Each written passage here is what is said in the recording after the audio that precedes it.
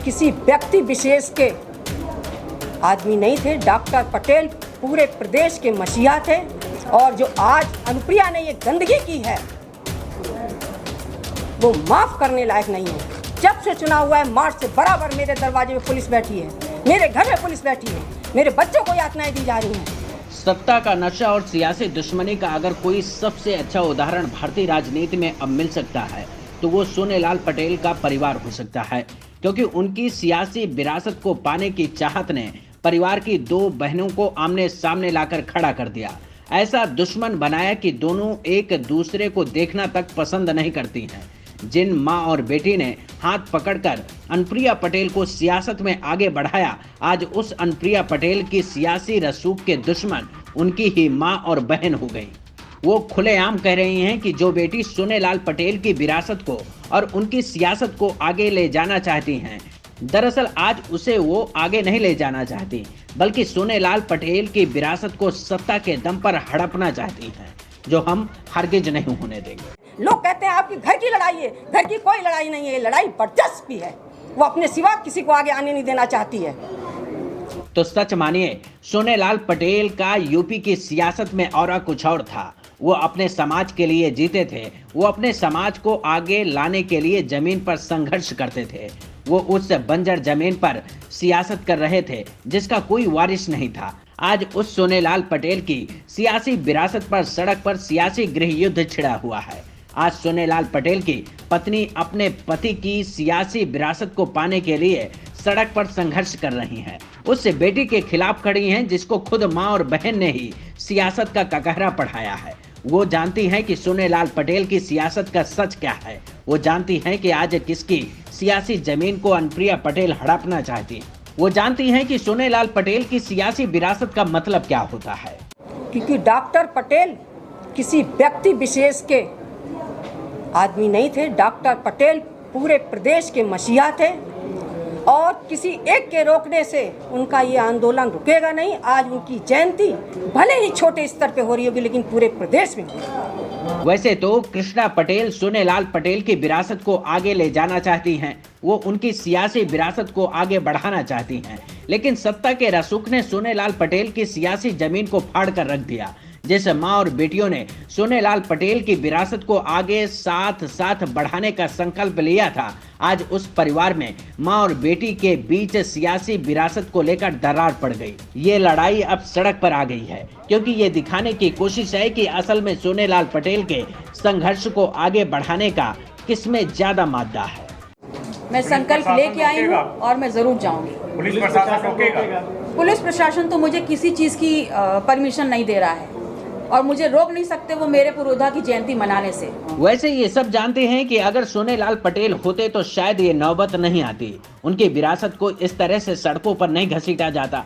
जिस तरह से दो बहनों की आपसी सियासी महत्वाकांक्षा के चलते सोनेलाल पटेल की सियासी विरासत को सड़कों पर लताड़ा जा रहा है, उस माँ को आज सड़क पर आकर अपने ही पति की विरासत के लिए एक बेटी के रसूख से लड़ना पड़ रहा है। आज अगर वो इस विवाद को देख रहे होंगे तो क्या सोच रहे होंगे? क्या इसलिए मैंने पार्टी बनाई थी कि अपना ही परिवार पार्टी के नाम पर टूटकर बिखर जाएगा? उनकी ही दो बेटियां उनके ही नाम पर सियासत के अखाड़े पर एक दूसरे की सबसे बड़ी दुश्मन बन जाएंगी। इतनी घृणित काम कर रही है, उसने सोचा नहीं है जो परिवार के लिए कर रही है कि समाज के लिए कर रही है। कोई अगर ऊंचाइयों पे जाता है तो समाज का काम करता है, गरीबों की मदद करता है। वो परिवार में इतनी गंदगी फैला रही है, उसको शर्म नहीं आ रही। बदतमीज को मेरे सामने आ जाए, मैं दो चाटे लगाऊं, उसका मुंह तोड़ दूं नालायक का।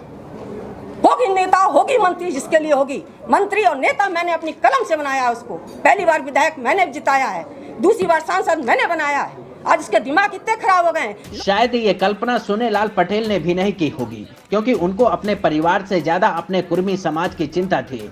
उनको अपने समाज के कमेरावादी लोगों के सियासी रसूख की चिंता थी, जिसकी लड़ाई लड़ते लड़ते वो खुद सियासी साजिश का शिकार हो गए। लेकिन आज देखिए, दो बेटियों के बीच छिड़ा संग्राम अब सड़कों पर आ गया है। विवाद इतना ज्यादा बढ़ गया है कि दोनों एक दूसरे को फूटी आंख नहीं देखना चाहती हैं, क्योंकि सोनेलाल पटेल की विरासत को साथ रहकर बढ़ाने का वादा था।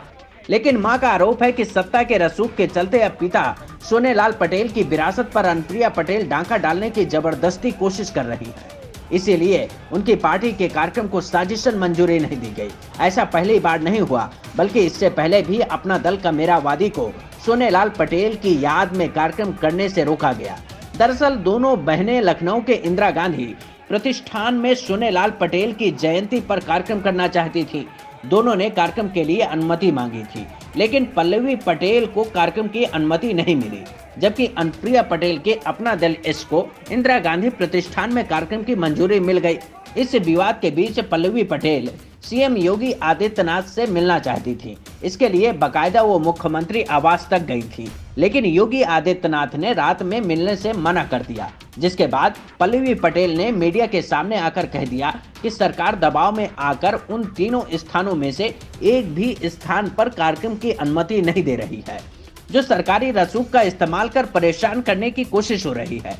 ये इसलिए हो रहा है क्योंकि उन्होंने केशव प्रसाद मौर्य को चुनाव में हराया है, जिसकी वजह से सरकार सियासी तौर पर बदला लेने की कोशिश कर रही है। ये प्रेक्षागार विश्वरैया बुक कराया, उसको कैंसिल कर दिया गया। फिर इंदिरा गांधी प्रतिष्ठान कराया, अब उसको कैंसिल कर दिया गया। जब मैंने जानने का प्रयास किया नीचे से लेके ऊपर तक कि आधार क्या है, तो मुझे आधार कोई भी नहीं बता रहा। हर कोई मुझे ये बोल रहा है कि ऊपर से प्रेशर है। तो माननीय मुख्यमंत्री जी से मैं मिलने आई हूँ और मेरा प्रश्न उनसे ये है कि उनके विभाग में कौन मंत्री, कौन उप मुख्यमंत्री है जो ऐसा आदेश दे रहा है ऊपर से।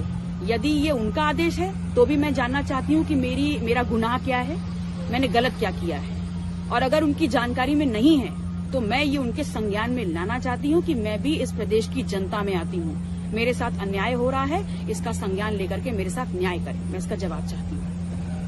वहीं इन आरोपों पर अनुप्रिया पटेल की पार्टी ने सफाई दी। उन्होंने कहा कि 18 जून को कार्यक्रम स्थल बुक किया गया था, जिसकी सारी प्रक्रिया 24 जून को पूरी कर ली गई थी, जबकि पल्लवी पटेल की ओर से 30 जून को इंदिरा गांधी प्रतिष्ठान को बुक करने की कोशिश की गई, जो दिखाता है कि ये केवल एक राजनीतिक साजिश है।